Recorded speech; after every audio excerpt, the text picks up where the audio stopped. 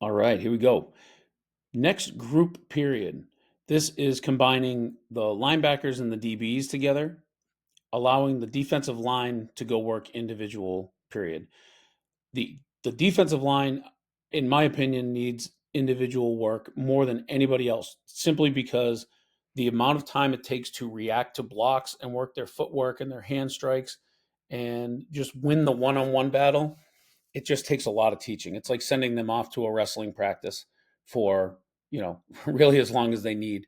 Those one-on-one blocks are so important. So I'm not saying the other groups don't need to do it, but I think the team fundamentals come in handy with the linebackers and the DBs a lot more because they have to fit in together. They have to, do a lot of reading and fitting off of each other.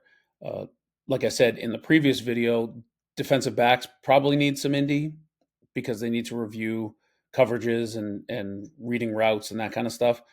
Not that they can't get it out of team, but it's nice to slow it down and teach those guys what to do.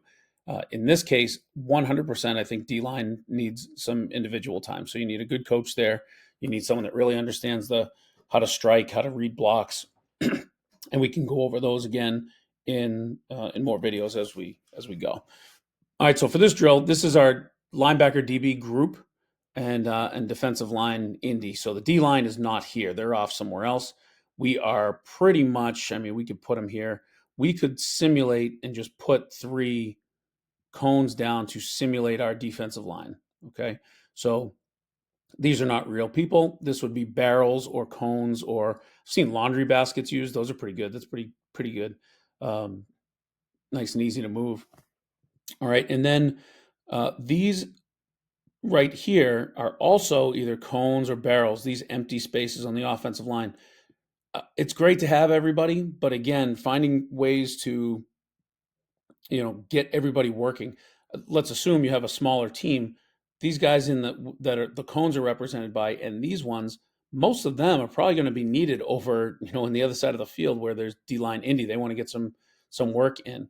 So even these two offensive linemen here, right? I'd put them in quotes if I could. Those two are probably backup linebackers or backup DBs, and those guys need to learn what those offensive linemen are doing. You're probably not going to have someone that plays offensive line all the time here, but you need them on scout. All right, so the scout needs. I'll start here in the middle. The scout needs all five skill players, right? So think of this as like 7-on-7 or passing league, but being able to run any play you want. All right, to rehearse it.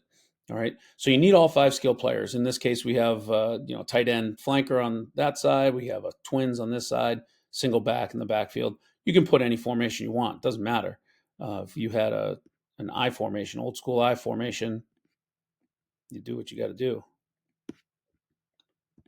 Okay, we could do that as well. It doesn't really matter. The key part is that now you have a chance to make sure, are my linebackers and DBs aligning correctly? So in this case, this would probably be for us. If we were going day one, we'd probably look something like this. Those backers and safeties and corners need to understand where they go and how they fit in and whatever. So this alignment doesn't have to be perfect today, but whatever you want them to do to align, this is a great built-in alignment drill without having the D line stand there and watch you teach these other guys. All right. Now you need a quarterback, obviously. The quarterback is on a barrel here, so he doesn't have to take a live snap, so you can have anybody in there at that spot. You don't even really need a ball. If you're fumbling snaps and that kind of stuff, don't even use a ball. Just make sure kids are fitting in correctly. It's like a pursuit drill with a set plan, right? Everybody does pursuit drill with just a generic wide play where everybody's going to pursue the ball. In this one, you're just rehearsing what happens when they run a lead ISO, or what happens when they run power, what happens when they run counter, and who should end up where and that kind of stuff. You can always do it at a thud pace. You can always do it at a walkthrough pace, and then as they really get it, you can run this live for sure. And again, you will have 4, 5, 6, 7, 8. You'll have 8 players on offense and 8 players on defense. So it's really 8-on-8. This one's a little bit more fair, I guess, but the offense does have some space here, and the offense gets the benefit of pretty much automatically winning all their battles on the line of scrimmage, right? So, assuming you have a good defensive line that wins a lot of those battles, we want to put our backers in the worst case scenario where, oh crap, we got beat. Like we do not have D linemen clogging those holes the way we want. How do we still win those battles for ourselves? All right. Um, so we show these guys the regular scout play. The skill players and the quarterback, they just run the play as it's shown. This could be a pass play, any play you want, especially with this because you have all the DBs. Run all your passing plays. The key part here is the two offensive linemen. All right, you have two scout offensive linemen. These are both real players.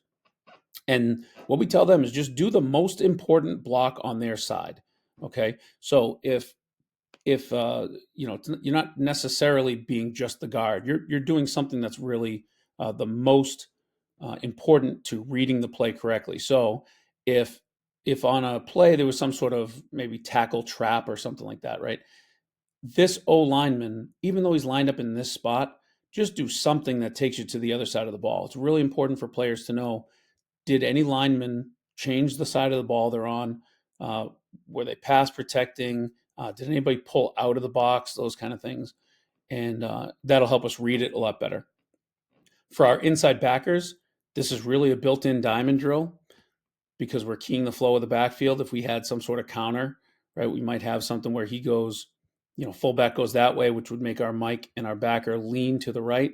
But then they key this and they see that it's counter, and we should know that we're working left because of that counter. So it's a diamond drill with a few more distractions built in for those guys.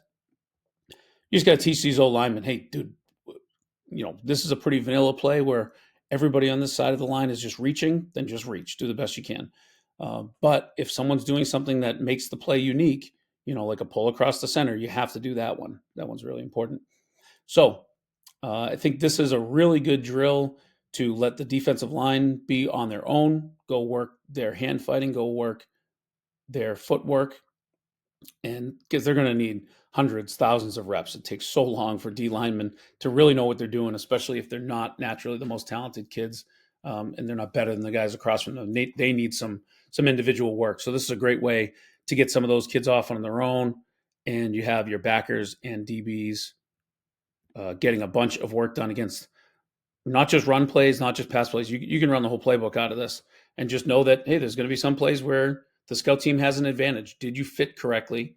And are you making your reads correctly? Also, very last thing I'll say is very good for coaches because coaches have less people to keep an eye on. Right? They can really start to see more of a skeleton of a play. They don't have to see everything, and they can see if their kids are doing it right and learn how to coach it better.